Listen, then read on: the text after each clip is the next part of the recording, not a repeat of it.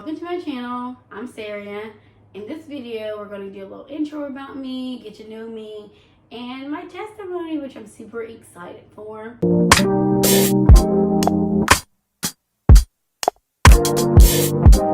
A little bit of information about me is I'm from South Charleston, West Virginia. I currently live in West Virginia, not Virginia, but West Virginia. I work at Sacred Heart Learning Center. I work with the little babies. It's a daycare center. And I have a big family. I have like 6 sisters and 2 brothers. And it's just, I live with my sister and my cousin. And we are currently all living for the Lord. So praise God. Woo, woo, woo. And I've been on this journey with God for quite some time. But I gave my life to God in August the 18th of 2021. So yes, we're going to talk about what all led up to that and everything like that. So I hope that you stay and you watch the whole video. I hope God blesses you throughout this video. First, we're going to talk about, if you see me looking over here, is my notes. I got notes here so I can keep myself on track because I know I like to venture on. So we're going to talk about childhood. My mom and my dad came together, and they were not married when they had me and my twin sister, Zaria. So yes, I am a twin. And they came together and they made me and my sister. And then about 2 years later, they made another child, which is my little sister named Kaylisa. And then after that, my mom, about 10 months later, had sexual relations with another man, and that resulted in my little baby brother, Lorenzo. So that, it's just been the 4 of us, the 5 of us technically, but the 4 of us have really been during our childhood, we had really been close together. We had been together through thick and thin, literally through thick and thin. But, we work constantly, we live with our mom, and we stay with our grandma, most of the time. She was our babysitter. We went over to her house. We stayed with her. We made, she made sure we had everything that we needed. When we didn't have the things that, when my mom didn't have the money to provide for that, she made sure, we had the daycare. We went to school with the things that we needed and things like that. So throughout elementary school, throughout just my whole entire young, I would say, toddler phase and going into the kid phase, I was very shy. I was not as outgoing as I am now. Definitely not. I would be like on a scale between 1 to 5, being shyness, I was on a 1. I was not very open to a lot of people. If I trusted you, I trusted you. If I did not, I would definitely not talk to you. I wasn't big on talking to people and social environments. Social environments, I was not very big on. And to this day, I'm not really good at social environments, but I'm not where I am. I'm not where I was, and I'm not where I'm going. I'm very thankful for that. But that caused me not to have a lot of friends. So throughout elementary school, I had my twin sister. I had a few friends, but I wasn't the popular kid. I wasn't the person that everybody went to talk to and things like that. And during my 5th grade year of school, my grandmother died, and that was just a whirlwind of a lot of chaos to come afterwards. She was our protector. She was our provider. If our mom didn't have anything, if her mom didn't have nowhere to stay, we could stay with her. If we didn't have anywhere to go, we could stay with her. So the person that we could stay with, the person that was there to help us out and to provide for us, no longer was there. So that took a toll on everybody, on the whole family. So after that, my mom, she lost her job. She couldn't pay the rent anymore. And, we lived house to house. We started living with our downstairs neighbor. We lived with our aunts. We lived with our aunt. We lived with our cousins. We just moved back and forth. And it got to the point where people would say that we're not keeping your mom, we're only going to keep the kids. You know, we're not keeping the mom, we only keep the kids. So my mom was not with us majority of that time. She was doing things that, you know, I don't even know what she was doing, but she was doing some things, and that I guess the stress of all of this caused her to do drugs, and she started to drink alcohol very heavily. And so she became an alcoholic and a drug addict, which was very hard for us because we never had a stable environment after that. After 2009, we moved house to house, we moved home to home. It wasn't stable. It wasn't something that I would want my kid to date to live in. So we went through that, and we were gracious enough to have a couple cousins keep us throughout, and our aunt, on our dad's side, his only sister, she kept us majority of the time. And then we had a cousin who kept us in her house too, who allowed us to stay there throughout middle school, or throughout a little bit of middle school and throughout high school. At that time, we went to the Grace Bible Church. We had a home church, Church of God MPGFT. Now it's called Life Church. We had a home church that we would go to occasionally. A lot of our family members went there, but then during that 2009 to 2012 period, we went to Grace Bible Church, and the pastor blessed us with a house that we could live in. I'm not for sure the other stuff, you know, that was given to us, but he blessed us with a house, and the Lord blessed us really with a house. And my mom was not working at the time. There were a lot of incidents. There's a lot of things that was going on in the house at the time that I didn't know about, that I was oblivious to. I was blinded from, and I think the Lord shielded me from that because I didn't know anything that was going on. You know, I was trying to live my little kid life. I wasn't like doing anything, and I was a teenager at this moment. So, you know, I could have realized this, but I didn't until I got to high school. But we lived in that apartment, or we lived in that house, and we went to an after school program down the street from our house. So one day we're walking down the street to go home, and one of our cousins are in the car, and she's like, "Hey, you need to get in this car and I'll drive you home." And I'm like, okay, that's really weird, because I'm like, why are you going to drive us home? This is making no sense. But we took the ride because it was just down the street too. We were literally maybe a few blocks away from our house whenever she picked us up. So that was a little confusing to us. But we took the ride because sometimes people, if you live in West Virginia and people know you, they pick you up on the side of the road and they take you home. If you walk in or something like that, we're just very generous to other people. We're just nice overall. So she takes us, and when we pull up, there's police cars all outside of the house, and we're like, what? Our mom's in handcuffs. We see the people that have been living with us, which I'm not for sure who they were. I don't remember their names, but apparently they were selling drugs in and out of the house, and we were oblivious to it. You know, we were just like, I was oblivious to it. So I don't know if anybody else knew out of my siblings or anything like that. My mom had, they had invaded the house, and I guess they found drugs in there and things like that. So, we stayed with her cousin for the night, and my mom got out of jail. I guess she went to jail. I'm not for sure about the details of that, but, she came home and she said, we have to move to a new state. So we moved to the state of Michigan, and we lived in the Detroit area. I'm not for sure what the whole move was about. I don't know any of the details about that. I do know that she wanted us to move state. So we picked up and we moved to a new state.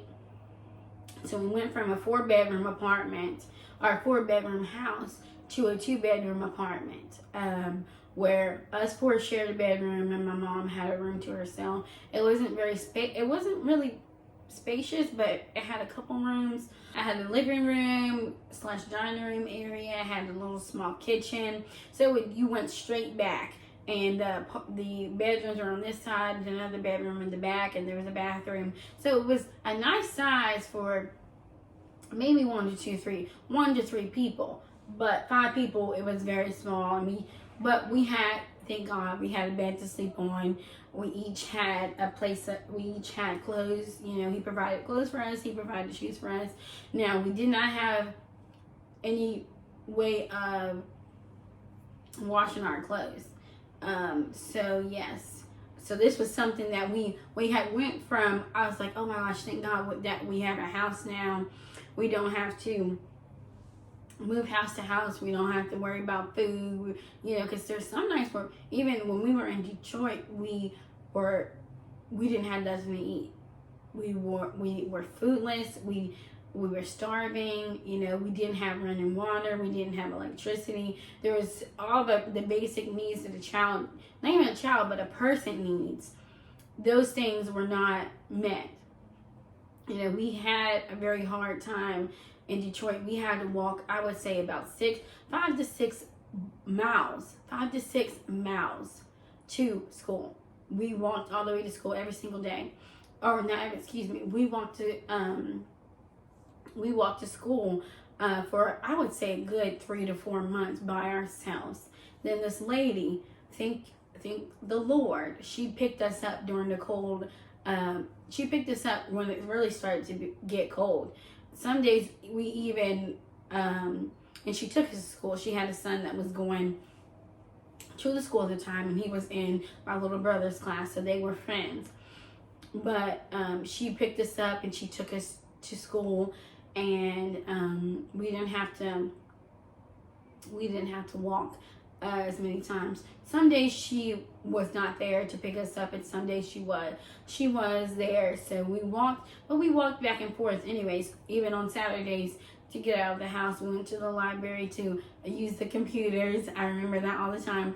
And you know, as I told you, some days we didn't have food, so we went to the library because they had this little McDonald's card, and every time you would go to the library or go somewhere or check out a book or use the computer, they would stamp your card. And if you get 5 stamps, you get a Happy Meal. And so we were so happy about it because that's how God blessed us to eat some food. And some days we would be selfish and not share our food with our brothers and sisters. And some days we would just take turns eating. We would each get a nugget. We'd each get a little bit of fries and something to drink, because we knew when we went home there would probably not be any food there for us to eat. So we would go to school and we would eat there and things like that. And I would tell you, and I would be honest about this, that majority of the time that we were there, we did not have clean clothes. We wore the same clothes over again. It was very hard. It was a hard time for us, but we were kids and we were having fun, and you know, things like that. So we stayed there for a whole year, and we moved. Our cousin comes, and she's just visiting because her family lives in that state. Like her dad's side of the family lives in that state, Michigan. So she comes in, she comes to visit us, and she's like, hey, do you guys want to go back and spend the summer with us? And I'm like, okay, that's fine. We can go back, because we really missed being with our family, because we didn't have anyone there. We didn't have anyone to talk to. Like, we didn't have, like, a lot of people there. Now, I would say that in the state of Michigan, we did make a lot of friends. We made a lot of friends. We had a little friend group, like our little nerd friend group. We had a lot of friends. I wouldn't even say nerds. We just had a lot of friends in our group that we could talk to and things like that. So I'm very thankful that God blessed us with some good people to talk to, and we were just wild and having a fun time. But she asked us if we wanted to go, so we went back. We went back with her, and we stayed for a few weeks. And then my mom, she came back, and I guess somehow we moved back during that whole process. And I was like, okay, we're moving back. And we were excited about it because we wanted to move back with with the people that we knew rather than being around people that we didn't know. Just in case, like, well, as I said, if you saw somebody down the street that needed a ride, they would pick you up, and that would happen to us often. Like, but when we were in Detroit, we didn't know anyone, so we had to walk everywhere we went. Some days we had to walk in the snow to go to school. And the snow in Detroit, if you lived in Detroit and you live in Detroit and you're watching this video, you know the snow is high. It's bad, but coming from West Virginia where the snow was up, it was like maybe got 3 to 4 inches, not even that, but then we got 6 to 7, 9 inches, and we're like, oh my gosh, this is a lot of snow. It was due for us, but they still had school, so we had to go. So we went back, and we was living with our cousin for a little while. She decided that she didn't want us to stay there anymore. So my aunt on my dad's side, her name is Rachel. She, we call her auntie.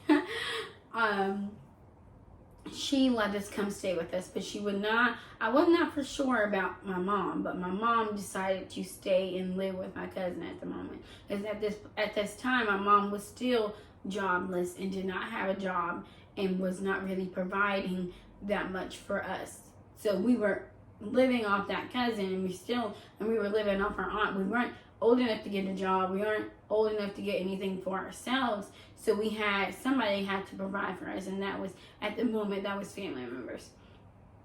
So we did that, and we went and we stayed with our aunt for a little while, and then I would say we stayed with her 8th grade year and a little bit of 9th grade year, which is the beginning of high school. So that 9th grade year we stayed with her. Then my mom got an apartment on the other side of town. So we lived all the way in the Dunbar area. If you're from West Virginia, we lived all the way in the Dunbar area. Then we moved all the way to the Canal City area. So it was a transition for us. So we got an apartment. It was a 2-bedroom apartment again. So all of us shared a lot of space together. We all slept on the same bed. Questioning where my father is, he is married to his wife, and his wife did not really like us as much. So it was no question for us. It was not. She was not going to let us stay, or she was not going to let us move in. That's 3 girls moving in when she already had 3 girls herself. So she was not really nice to us as much, and he was married to her, so he was not really, he was in and out of our lives. We saw him sometimes. We saw him more when our grandmother was alive than when we did later on in life. But yeah, he was not really present in our life. Our mom wasn't present in our life either, because after that we lived with our cousin, then we stayed with our aunt again, then we lived with our cousin, and then finally we just permanently lived with our aunt, and God had blessed us. God had had his hand on us too, because, and this is just a testimony, like this testimony within a testimony, is like he had blessed us so much. Like throughout those times that we were homeless and we had nothing to eat, we had nothing to do, we had no clothes, he allowed somebody to provide for us. He allowed somebody to bring that in. He didn't let any harm to come to us. We're not strung out on drugs. We have a college degree. There's a little going in the head, things like that. Like God had blessed us, and he had a plan for us, which I'm just so appreciative of him. But we stayed with our aunt for the rest of that time, for I would say sophomore, junior, and senior year. We stayed with our aunt. So God had blessed us with because our aunt was living in a 2-bedroom apartment with us, and it was 4 people with a 2-bedroom apartment. We were all sharing a room together. It was a small space, and God had blessed us with another apartment where we all had another apartment, but a house where we all had our own room. It was a little bit further into the Dunbar area than we wanted it to be, so we had to drive to a bus stop to get on the bus to get to school. But God had blessed us so much, and he had blessed us with our own room. We had not had our own room since 2012. since 2012, and this is 2000 and let me see, what year is that? I would say this is 2000, and this is, oh man, that's a long time.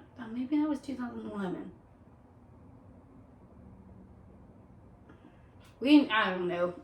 I have no idea, but we had not had our own room for a very long time, and since that, us moving to Detroit, it was a lot of roller coasters. It was a lot of up and down. It was a lot of staying here, staying there, and doing this and doing that. And everybody's rules at their house are different than the person's rules before. And then people would yell at us because we didn't follow their rules that was at their house. It was a lot of stuff, a lot of up and down. But the Lord sure showed, he had mercy on us. He had, not mercy, but he had grace for us, and he was just so merciful to us. He was the one that kept us going through.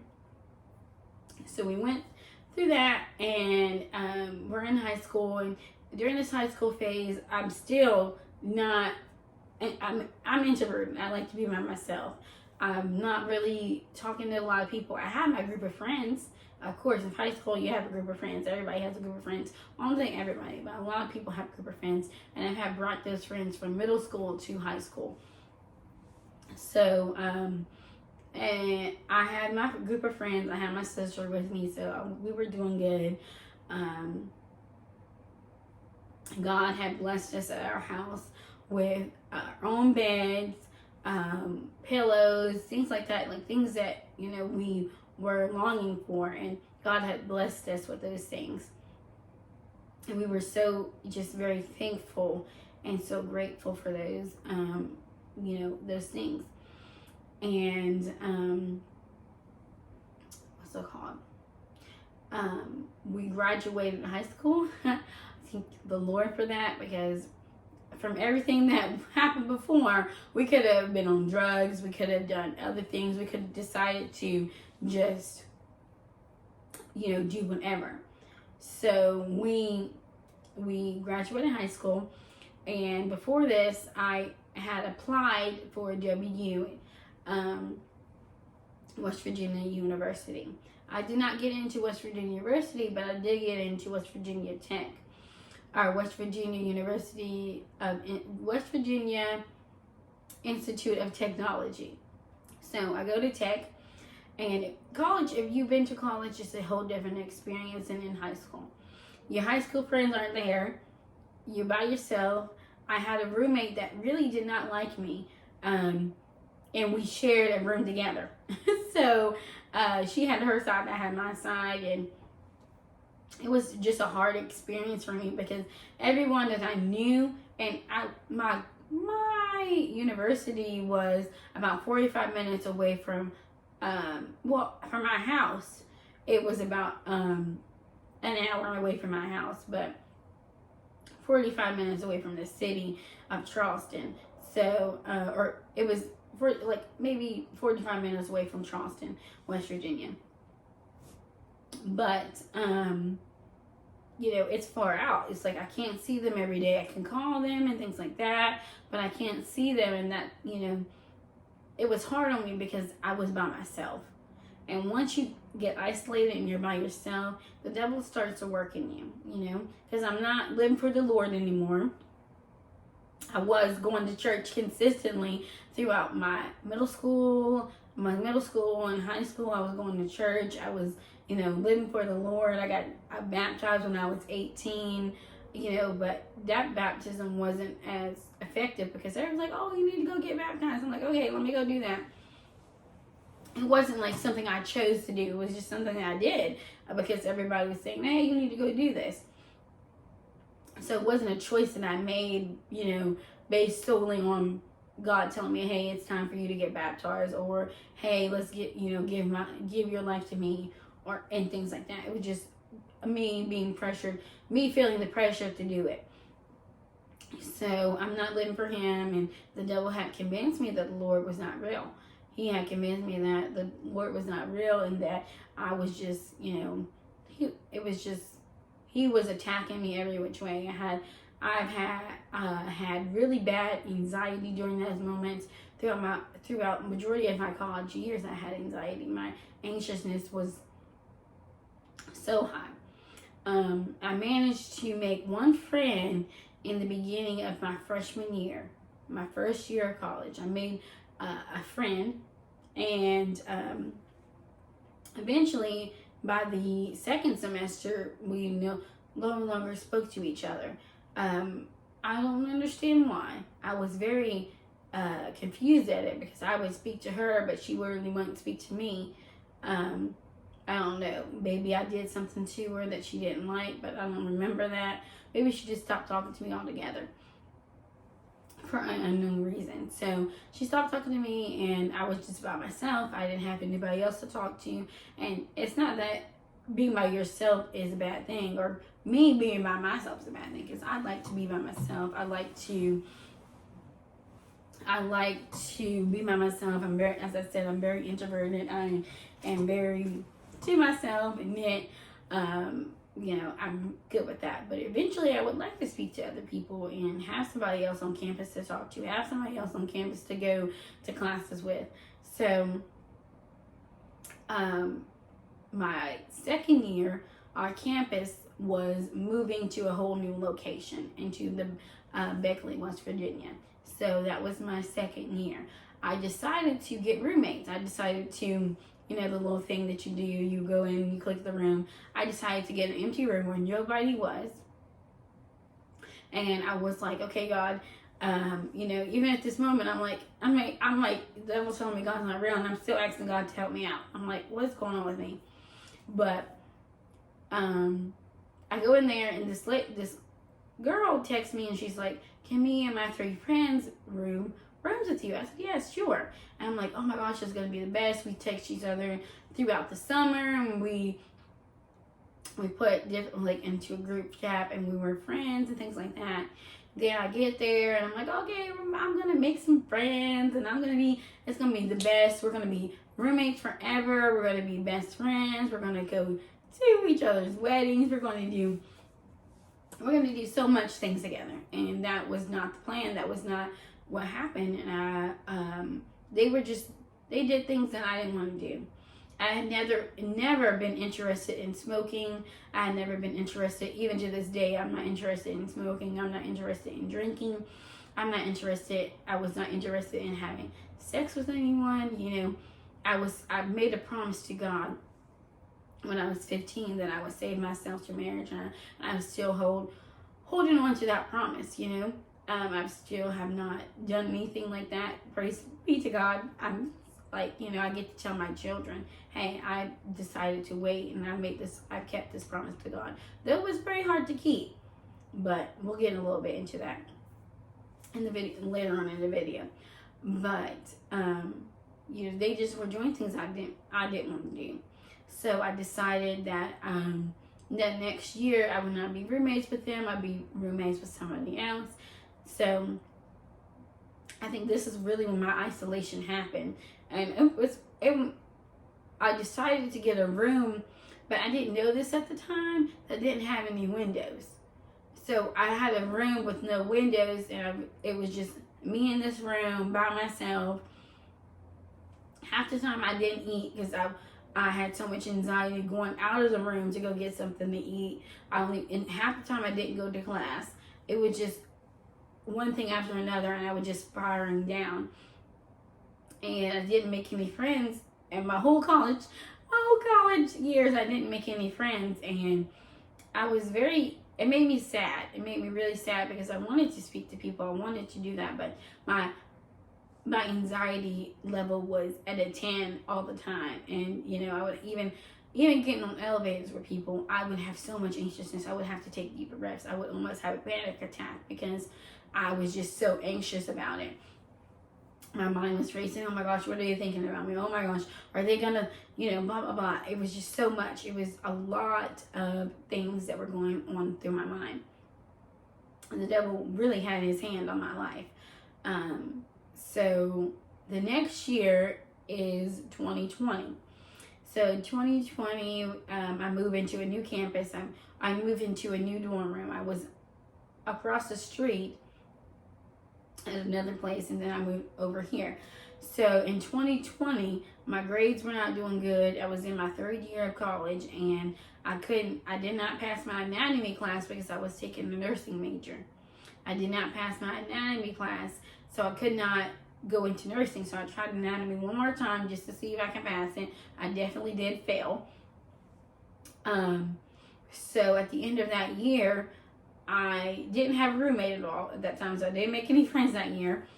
And my anxiety was definitely starting to get a little worse and worse and worse and worse. So God had spoken to me at this moment, and I was like, I'm over here declaring that God's not real, and He's not blah, blah, blah, and He's not speaking to me, and things like that. And I'm like, well, God just spoke to me, and He told me, hey, you need to change your major to psychology. And I'm like, okay. Because I didn't want to go back to, I wanted to drop out, one. But then I was like, do I take the risk of dropping out and going back home? Or do I take the risk of, or do I take what God's telling me to do and go and get my degree? So I listened to God, and I changed my major to psychology. And it was one of the best decisions that I had ever made. I loved my psychology classes before I even changed my major to psychology. I was actually passing those. So, I didn't change, and even at that moment, I didn't turn my life over to God. I was still sinning. I was still doing that. And it wasn't like, and all sin is equal, so don't get me wrong. I wasn't smoking, I wasn't drinking, I was listening to music, I was watching porn, I was addicted to porn at this time. I wouldn't say it was an addiction, but it was something that, I wanted to be in a relationship with someone. I wanted to experience the things that other people were experiencing, but I wasn't doing that. So in my way, I watched porn to experience through my eyes, like watching through my eyes to experience what other people were experiencing, because I wanted that. But I just didn't have that opportunity to do that. And plus, in the back of my mind, it always like, oh, you made this promise to God to keep yourself. So my mind wasn't pure, my body, I had never touched myself at any moment. I had never, and to this day, I have never masturbated. I have never I have never had sex. I haven't even kissed anyone. So I'm a virgin in all areas, except my mind is not pure. It was not pure at the moment. So as I said, I have never done anything like that. I would just watch the videos. Like, I used to read romance books, but that had a little, I don't know what to call them. They're erotic romance books. I used to read those books, and every time I would read those books, or every time I would watch a show, I would instantly afterwards, I would think, oh my gosh, I need to know what the book is saying. Like, the book would be so descriptive. I'm like, okay, well, what does this mean? So I would, in my mind, I would have to go look at it and see it visually in order to understand what it meant. It was a lot of nonsense, and it was a lot of, oh my gosh. But COVID comes in 2020, and we're forced to leave or not forced, but we are made aware that we have to leave campus. I stayed on campus as long as I could. One, because I didn't want to go home, because I knew that from freshman year, I had not had a job at college. I had not had a job. The job that I did have in freshman year, the store was going out of business. And after that, I tried and tried and tried and tried and tried to get a job, but I didn't try hard enough. I should have tried hard enough. I should have pushed myself. I should have done other things, now looking back, but I did not. And I was like, man, I'm going to have to get a job. I'm going to have to do this. So for 3 weeks, I worked at the Walmart, and then I got my first job, like, forever. I was super excited about it. I was very pumped. I really loved that job, too, and I worked very hard at it. And 3 weeks later, they're like, okay, everybody has to be out unless you cannot go back to your country, you cannot go back to your home, things like that. So I go back to where I was living at the moment with my aunt. I would stay with her during the breaks, during my school breaks. So I lived with her, and after the semester was over, I would say maybe in June, maybe before that, I think it was June, I got a job at the Dunkin' Donuts down the street. So, I say God had showed so much favor on me during this job. Like, I'm looking back and I'm like, oh my gosh, he showed me so much favor. Favor I did not even deserve. Like, they were so nice to me. It was an environment that I was not expecting. Have you ever lived in North Carolina? You know that those people are so humble, and so they're wonderful people. Like, if you meet any of those people, they're wonderful. They're very helpful, and God had blessed me with a great job. I worked there. I absolutely loved that job. I actually got a job for the second time, and at that time I really was not living for God. My life was not for God. I wasn't living for Him or anything like that. So I go back to school in August, and I start watching this show. Maybe I would say like the third week of August. Started watching this show, maybe the 4th, and it's called Lucifer on Netflix. And I was like, okay, this show isn't bad. In the beginning, I was like, it's not bad.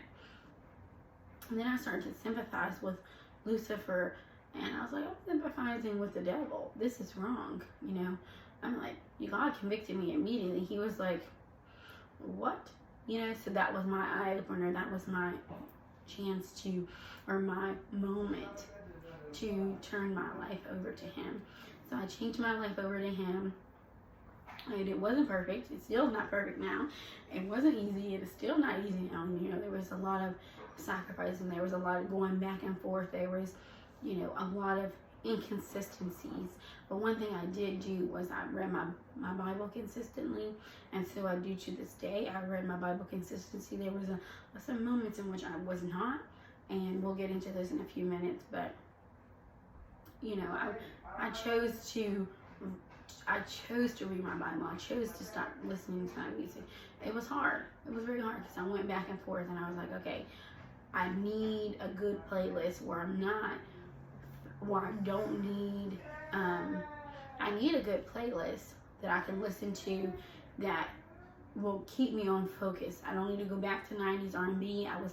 I listened to 90s R&B, but I listened to a lot of pop music. I listened to a lot of Ed Sheeran, sad music that kept me depressed, because during a lot of my moments, a lot of moments throughout my life, I was very, very depressed. It made me depressed. And depression comes from your music too, because you listen to that and they're like saying all these words and things like that. You're like, oh, I'm feeling that too. So I cut all of that music out. I went back and forth though until I was like, finally, like, no, I cannot listen to this music anymore. This is not the music that I need to listen to. I need to listen to gospel music. I need to listen to my Christian music. I need to listen to music that is pushing me closer to God rather than farther away from God. So I listened to that music, and I would say in February of 2021,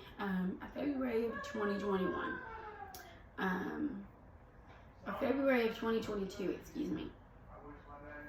In February of 2022, it's Valentine's Day, and I'm seeking God for a spouse. I'm like, God, I really would love to be married one day. And I'm like, oh my gosh, it's February 2022. It's February and Valentine's Day, and I'm still single. And I'm like, I've never had a relationship. I've never been asked by a guy before out to go on a date. Nothing. Like, I had, and still to this day, I have had zero prospects. There's been no one to seek me or to like, hey, let's go out and let's do this and do anything like that. So,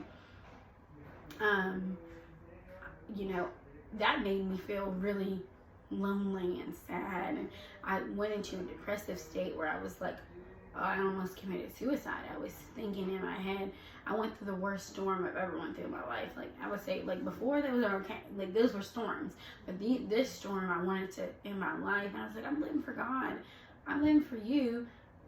Why am I in this depressive state? Why am I trying to commit suicide? And he's like, I got you.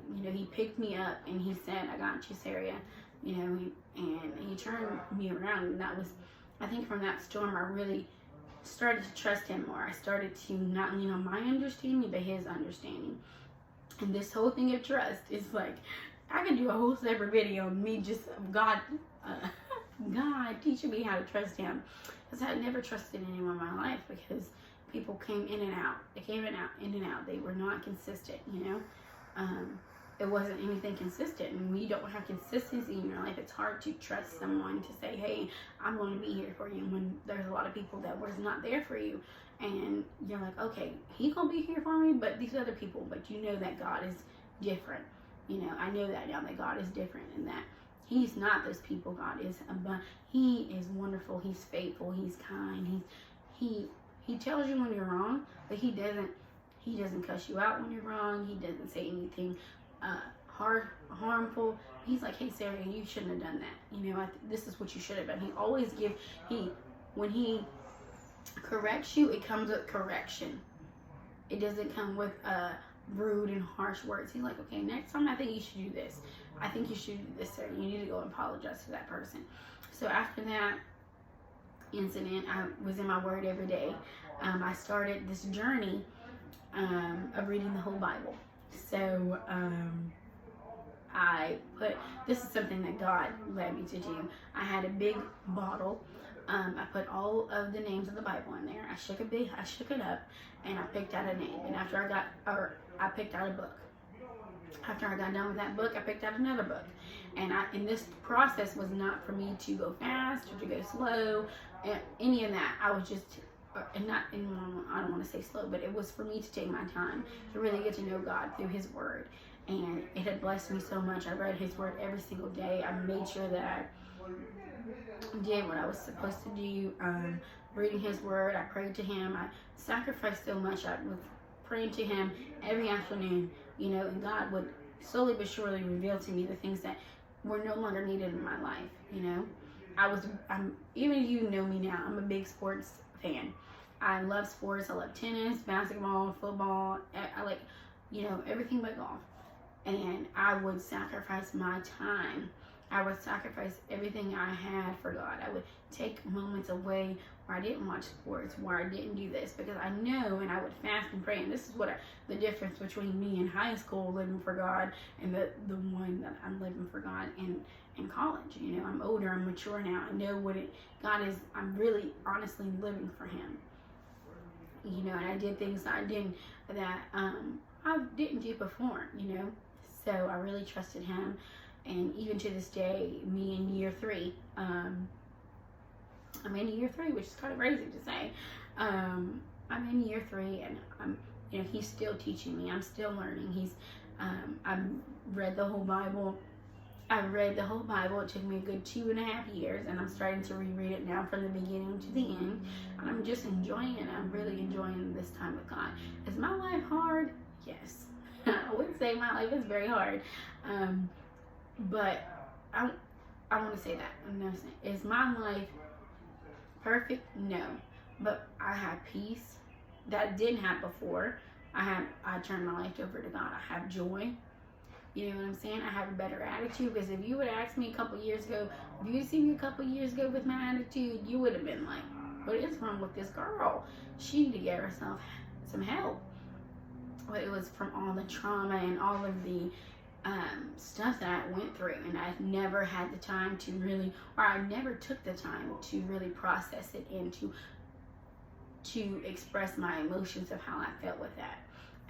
I just bottled it all up, and eventually it had to come out, and God had blessed me with that.